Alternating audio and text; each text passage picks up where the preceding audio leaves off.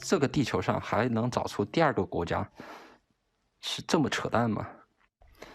你整个地球还能找出第二个国家、第二个政府像这个样子搞吗？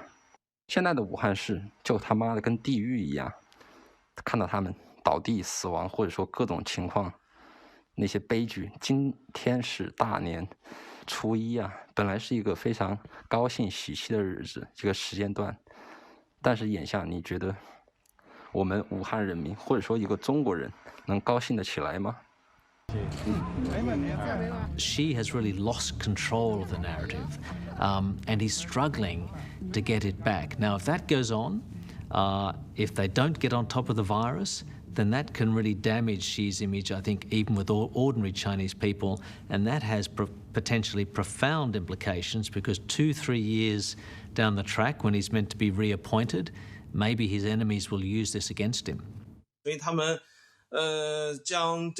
So the people directed this kind of dissatisfaction directly to Xi himself and Xi's style of governance, which is, I believe, the most serious threat to Xi Jinping.